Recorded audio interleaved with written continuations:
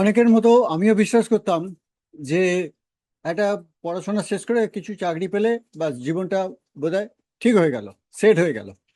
কিন্তু পরে দেখলাম যে এই ধারণাটা আমার সম্পূর্ণভাবে সত্যি নয়। কেননা যখন কাজের যে কর্মক্ষেত্র সেখানে গিয়ে যখন ধাক্কা খাওয়া গেল, তখনই বোঝা গেল যে আমার কি দরকার আর আমি কি করলে সব থেকে ভালো হতো। হ্যালো, আমার নাম আশুতোষ দা, আমি কেরিয়ার টার্ন অ্যারাউন্ড কোচ। আজ আমি বলবো যে আমার লাইফে কতগুলো ফেজ যেখানে আমি কেন এই কেরিয়ার যে টার্ন অ্যারাউন্ড কোচ এই জায়গাটাতে আমি এসছি, কিভাবে এসছি।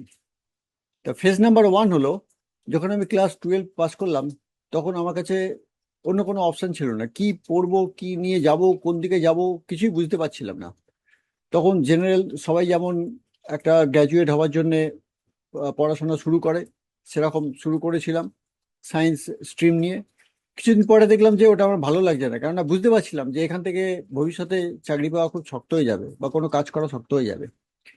তখন নিজের যে ভেতরে ইনটিউশন সে আমাকে বলল যে একটা এমন কিছু পড়াশোনা করতে হবে যেখান থেকে চাকরিটা পাওয়া যাবে। তখনই সিভিল ইঞ্জিনিয়ারিং নিয়ে ডিপ্লোমা পড়া শুরু করলাম।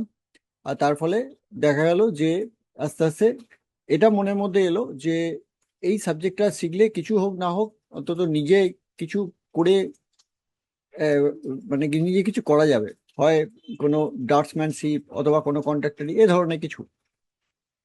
2 নম্বর ফেজ হলো, যখন এই পড়াটা শেষ করলাম। পড়াটা শেষ করার পরে তখন দেখলাম যে এটা নিয়ে অনেক কম্পিটিশন, এটা নিয়ে অনেক জায়গায় অনেক পরীক্ষা দিতে হবে। সব পরীক্ষাগুলো দেওয়া শুরু করলাম। করতে করতে তারপর একটা জব পেলাম সেন্ট্রাল গভর্নমেন্টে। তো সেটা নিয়ে বহু বছর কাজ করলাম। কাজ করার সঙ্গে সঙ্গে এটা বুঝলাম যে সিভিল ইঞ্জিনিয়ারিংটা আমি নিয়েছিলাম ভালো, কিন্তু কর্মক্ষেত্রটা কি হলে আমার পক্ষে সব থেকে ভালো হতো, সেটা আমার ভেতরে তখন একটা চাহিদা তৈরি করছিল। তো তার ফলে সেই জায়গা ছেড়ে আর একটা ভারতের সব বড় একটা কনস্ট্রাকশন কোম্পানিতে জয়েন করলাম। জয়েন করে সেখান থেকে আবার কাজ শুরু করলাম। আবার কিছু বছর কাজ করার পরে দেখলাম যে সেই একই সমস্যা। তখন বুঝলাম যে না, সমস্যাটা একটা কিছু সমাধান তৈরি করতে হবে। যে আমি ভেতরে যে চাইছি সেটার সঙ্গে এই কাজ যেটা দিচ্ছে আমাকে, সেই স্যাটিসফ্যাকশনটা পুরোটা মিলছে না। ফেজ নাম্বার 3, তারপরে নিজে কিছু এন্টারপ্রেনারশিপ শুরু করলাম। একটা ইন্টারন্যাশনাল ব্র্যান্ডের সঙ্গে যুক্ত হয়ে তাদের সঙ্গে থেকে কাজ করা যেটা বলে, সেই কাজ করা শুরু করলাম। শুরু করার পরে অনেক বছর সেটা নিয়ে চললো। সেখানে অনেক রকম ভাবে অনেক জিনিস নিয়ে শেখা গেল, অনেক কিছু করা গেল। কিন্তু যাকে বলে প্রোগ্রেস করা বা গ্রোথ করা, সেটা আর সেরকম ভাবে হয়ে উঠলো না। তখন নিজেকে প্রশ্ন করলাম যে তাহলে এর উপায়টা কি, এখান থেকে কি করে আরো বেটার করা যায়। কেন ওখানে যদি আমি আরো আগামী 10 বছরও লাগিয়ে দিই, তাহলে যেখানে আছি সেখানেই বোধহয় থাকবো। তারপরে ফেজ নাম্বার ফোর হলো যে তারপরে হঠাৎ করে দেখা গেল যে তখন করোনার সময় চলছে। সেই সময় অনেক কোচ অনলাইনে এসছে, বিভিন্ন রকম সাবজেক্ট শেখাচ্ছে, বিভিন্ন রকম সম্বন্ধে জানাচ্ছে। আমিও কৌতূহলবশত অনেকগুলো সাবজেক্ট নিয়ে নাড়াঘাটা করা শুরু করলাম। করতে করতে একটা সাবজেক্ট দিলাম, সেটাকে বলা হয় ফিঙ্গারপ্রিন্ট অ্যানালিসিস। সেই সাবজেক্টটা সম্বন্ধে শুনলাম, দেখলাম।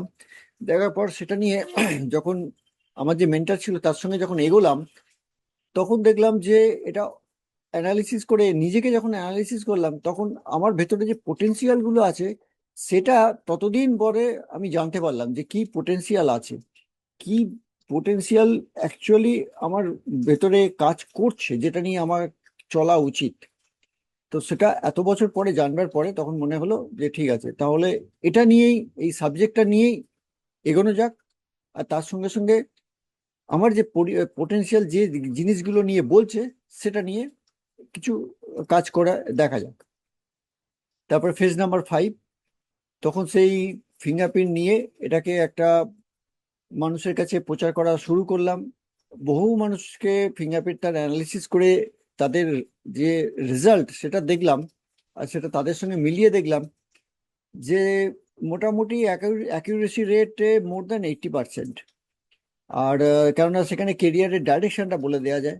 তার ফলে আমার নিজের কেরিয়ারের ডাইরেকশনটা আমি মোটামুটিভাবে আভাস পাচ্ছিলাম বা বুঝতে পারছিলাম। কিন্তু এটা লাইফের প্রথম দিকে পেলে সব সব থেকে ভালো হতো। কিন্তু সেটা যখন হয়নি, তখন যে ডাইরেকশন ইন্ডিকেট করছে সেদিকে কি কি জিনিস নিয়ে কাজ করা যায় সেটা ভেবে সেগুলো মোটামুটি এখন 3টে সাবজেক্ট নিয়ে কাজ করছি। তার মধ্যে প্রধান হলো এই ফিঙ্গারপ্রিন্ট নিয়ে, আরো দুটো নিজের প্যাশনকে স্যাটিসফাই করবার জন্য। তো এখন যে ফেজটা চলছে সেই ফেজে এখন আমার যেটা ভেতরে একটা চাহিদা তৈরি হচ্ছে সেটা হলো অনেক মানুষের কাছে এই ফিঙ্গারপ্রিন্ট জিনিসটাকে পৌঁছে দেওয়া বা তাদের জানানো যে এর উপকারিতাটা কি, এর ব্যবহারটা কি, এখান থেকে কি জিনিস জানতে পারা যায়, এটা মানুষের জীবনে কি উপকার আনতে পারে। কারণ এ নিয়ে সত্যি কথা বলতে কি মার্কেটে অনেক রকম বিভ্রান্তি আছে। কেন পুরো সাবজেক্টটার গভীর পর্যন্ত খুব কম মানুষই গেছেন।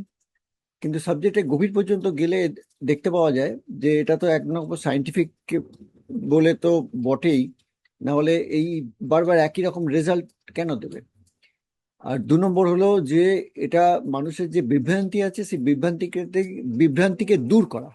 তার মানে এটা ছাত্রছাত্রীদের শুধু নয়, যারা প্রফেশনালস আছে, যারা কিছু না বুঝে কেরিয়ার চুজ করে ফেলেছে, অথবা মনে হচ্ছে যে এই কেরিয়ারটাতে গেলে অনেক পয়সা পাওয়া যাবে, সেই হিসেবে কেরিয়ার চুজ করেছে, আদৌ সেটা তার নিজের পছন্দ নয়, সেই ধরনের মানুষদের সাহায্য করা আর তাদের এগিয়ে যাওয়ার রাস্তা একটা দেখানো। তো এই নিয়ে এখন পথ চলা শুরু হয়েছে। তো আপনাদের যদি এই ফিঙ্গারপ্রিন্ট সম্বন্ধে অবশ্যই কোনো কোশ্চেন থাকে তাহলে অবশ্যই নিচে যে লিঙ্ক আছে সেখানে ক্লিক করে আমার সঙ্গে 1-to-1 একটা জুম কল বুক করতে পারেন। এবং তার সঙ্গে যদি মনে হয় যে নিজেদের যে ফিঙ্গারপ্রিন্ট অ্যানালিসিস করে কি বেরোচ্ছে সেটাও জানতে আগ্রহী হন, তাহলে অবশ্যই এই লিঙ্ক ক্লিক করে আমার সঙ্গে কথা বলে এটা জানুন যে কিভাবে সম্ভব হয়। তো আজকে এই ভিডিও থেকে কি জানতে পারলেন অবশ্যই জানাবেন। আর যদি মনে হয় অপরকে শেয়ারও করবেন আর কমেন্টও করবেন। আজকে এই পর্যন্ত। ধন্যবাদ। পরে আবার অন্য একটা ভিডিও নিয়ে আপনাদের সঙ্গে দেখা হচ্ছে।